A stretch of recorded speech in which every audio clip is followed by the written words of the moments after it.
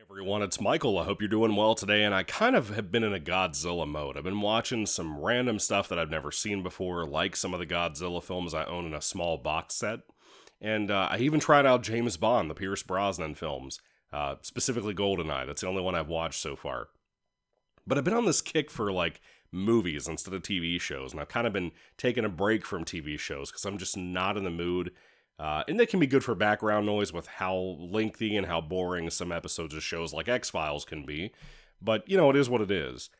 And I gotta tell you, man, this Godzilla kick really took over. And I really enjoyed what I saw. And I'm not going to review those movies because I don't think I'm ready yet to talk about those or, the James Bond films. I kind of want to take at some point a future chance of sitting down one day, not anytime soon, and watching all of the movies in each of those series from beginning to end and review each of them as I go through. I would like to do that. I don't know when time would permit it, but it could be years down the road. But God willing, one day I want to do that with both of those series. We'll see what happens, though. But I did see something newer from Godzilla that everybody raved over, and that is Godzilla Minus One. It says it came out in 2023. I swear this was from 2024. I could have sworn, but, maybe that was the release in Japan or whatever. But I've been looking at this for a while at Walmart, and all my friends swear by it, and I was like, I'm not the biggest Godzilla guy. Kind of like with Bond, I'm not the biggest Bond guy ever, until I saw GoldenEye. That was fantastic. But Godzilla's really hit or miss with me. I love the 2014 film. I love both of the Godzilla X Kong movies that have come out here from Adam Wingard. But when it comes to the original stuff, I love the original Gojira film. I think it's amazing. I've never seen King of the Monsters, the American remake of that film, sort of, kind of. People tell me it's a different movie, basically. I've never seen it, so, I own it, but I haven't watched it yet, because the original is such a horror masterpiece, and a monster movie masterpiece on top of that. But then you look at, Godzilla vs. Destroya. I saw that not too long ago. I think it was earlier this year I watched it. It was amazing. Absolutely amazing. So unbelievable. And then one of the movies I watched recently, before I watched Godzilla Minus One, was Godzilla 2000, which I really enjoyed for the most part. It's a little too slow sometimes, which, because I wasn't planning on reviewing these movies, I just kind of brought out my phone during those moments. But I want to give those films, because of those moments, another chance. But, the practical effects and stuff in Godzilla 2000 was just absolutely amazing, man. But here I am talking about Godzilla Minus One. And it was so shockingly great, dude. In every way possible. I can't believe how emotionally involved I got with this movie. And I had heard that about this film. I went into it knowing nothing. Except that Godzilla was the monster. There was no, two creatures fighting, two kaiju fighting. Nothing like that. It's back to the old days of, Godzilla fighting humans, right? And being a threat. This is outright a horror film, but, in some ways, I would say it's better than, the 2014 Godzilla film, which I love. I think that, for the longest time, has been my favorite. But it is this is such a wild movie. It really is. But I gotta confess something up front. I don't like reading subtitles. I'll be honest with you. I don't like it with anime. It goes too fast. And I don't like it in Godzilla movies. I just prefer the dubbed. There's something about that makes these movies more fun to me. I watched this movie dubbed. I was shocked there was even an option because of how art house people were approaching reviewing this movie. And it may be a sin to say that, but it's true. I watched this dubbed, and I had a fucking great time, and I want you to know that. It was great. And it was not, great in, this so bad it's good type of sense. The voice actors they picked to dub this movie were so talented. They actually fit the look of the characters, even down to the little girl in the movie. It was great. Everything I wanted it to be, it was phenomenal, right? So I guess I'll start with the actual plot, which also kind of ties into just the main character. This is almost like a sequel, but like a remake to the original Godzilla film, Gojira. Basically, there's a kamikaze pilot. For anybody who doesn't know, you have to in World War II and stuff, you'd crash your plane and blow stuff up, and you'd kill yourself to do that. Basically a suicide bomber, if you will. There's a guy who kind of chickens out on that, and he and his like team in the military, they're like on, I think it was like a small island or something. And Godzilla shows up and he kills everybody, and the, main character, the kamikaze pilot, barely gets out of that situation, but the only reason they actually landed there and encountered Godzilla to begin with was because he cowered out on not wanting to kill himself for his country, which I don't blame him. But this was at a different time, and this isn't a different time in the sense of this is still set in like, what, the 40s, the 50s, something like that? I think it's the 40s this is set, but I could be wrong about that. Don't quote me on that. Basically, his entire country, after the destruction Godzilla causes when it destroys the cities and stuff around nearby, where he's from, he goes home, and his family and like friends that are left, that are not dead yet, he lost his parents and everybody. His sister is still around, I believe. And they hate his guts because he didn't die for his country. And this film has a lot to say about that. It has a lot to say for veterans. My grandfather, he served in Vietnam. And when he came home, many of you know, dirty, stinky-ass hippies spit on people like him for doing what he had to do, But on top of that, he's a great man. He loves God. He works hard. He always protected his family. And he protected this country and served it. There's an honor that comes with that this film likes to get into the disrespect given to soldiers in general of any country, right? Because this kind of honorability amongst the country and the thanksgiving towards their soldiers in any country, it varies. And this film likes to cover that, and I really was impressed with what it has to say about a lot of that. And it has a lot to say, dude. It's a 2-hour movie. Does not feel like it at all. But basically, when he comes home, he talks to his sister. She's pissed off that he's not dead, and a lot of people that he knew are pissed off that he didn't, kamikaze himself. And he's just destroyed. Like, dude, his like house and everything is gone, I think. His neighborhood's basically destroyed. It's just wood and shit everywhere. He meets a homeless girl who throws a baby into his arms and then comes back later to get it. And he kind of adopts them, sort of, kind of. And, like, he eventually finds a job and stuff. This movie takes place over years. And he takes care of both of them with the job that he can get after the destruction that Godzilla caused. And they have a nice little family.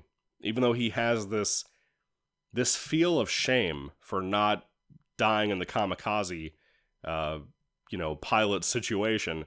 But he has this survivor's guilt as well about being the only person from his unit in the military when Godzilla attacked on the small island to survive.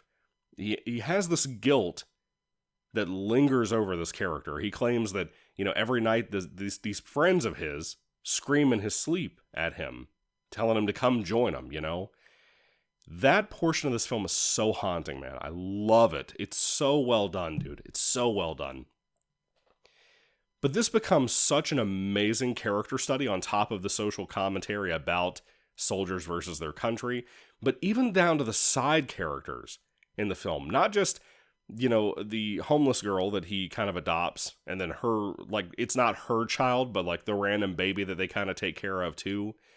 They're a little family unit, but outside of them, like, they have friends and people who work in the government and stuff when Godzilla's kind of coming back multiple times in the movie to attack. All of these little side characters, including this one guy who has amazing hair. I mean, he's got to be like 50 or 60 years old. He has cooler hair than anybody that ever appeared on the CW network back in the 2010s. But those characters are written really fun. Like, they can be funny when they need to be. When serious situations arise, it's tense, man. It is so tense. And that's really the big thing here. Godzilla, the name of the movie. What's the monster like? So this is the thing. The film was gushed over because of its budget, and how they were able to do the things they did with Godzilla and CGI, that obviously in America, they're money laundering. It's very clear that's the case here.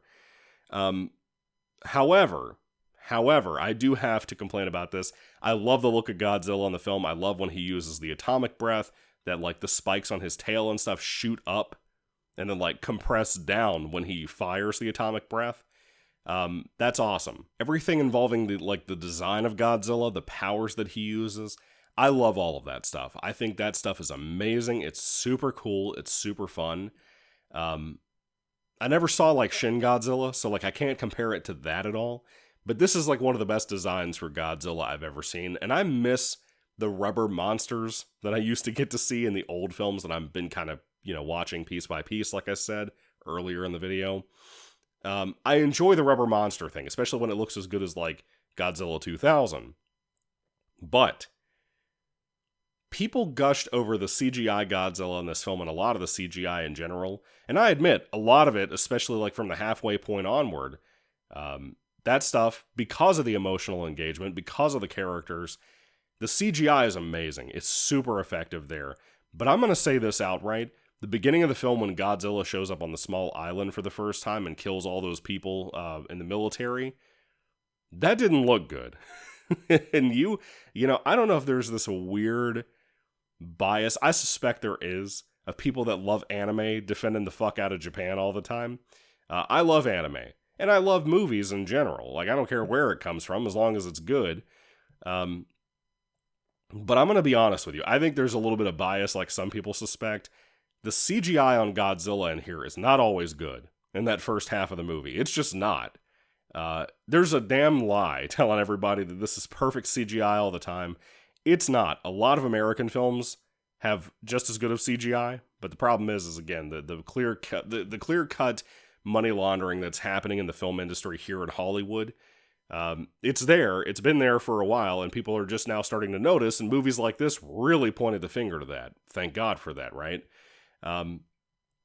But the later half of the film, again, the CGI and Godzilla in general looks amazing, and he's a threat. One of the things I love about the atomic breath, by the way, it's really cool when he shoots it and it, like, blows up. It's not just a laser beam. It, like, hits stuff and then it compounds into an explosion, right? It looks like an atomic bomb went off. It's really fitting. I don't know if they've ever done that in Godzilla films. I don't think they did ever in the old rubber suit era. But I don't think they did that in like Shin Godzilla from the clips I saw back in the day. I never heard anybody say anything about it, so I'm pretty sure that's new, and it's awesome. But you're really here, surprisingly enough, for the human characters. Godzilla's amazing in the film, but the human characters, they bring this movie to life. I mean, they really do. They're really the blood in the veins of this movie. And I never thought I'd say that. Because even down to the original Godzilla film, and even my favorite 2014, the human shit is awful in Godzilla films. It's total filler. And people pretend like it actually is as good as it could be. It's not, man. When people said that they wanted more of that for the what was it, 2017?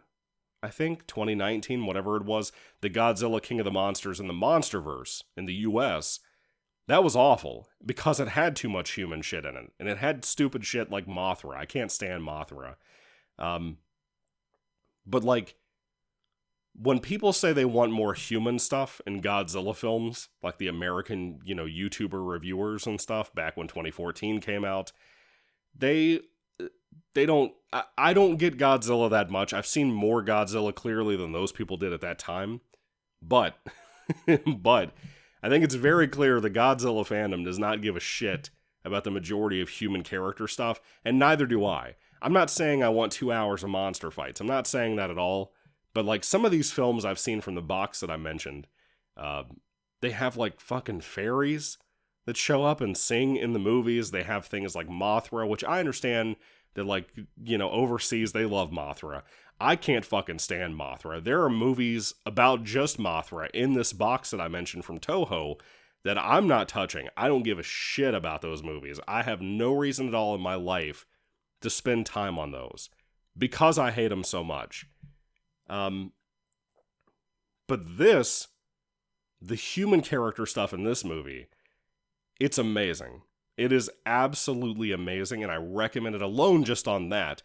The Godzilla stuff, pretty much amazing. You will be shocked by the stuff they do here, especially like when they go out in the ocean and stuff. When they have like the ocean scenes with Godzilla, it's amazing the stuff that they do there and the tension and the dread that you feel.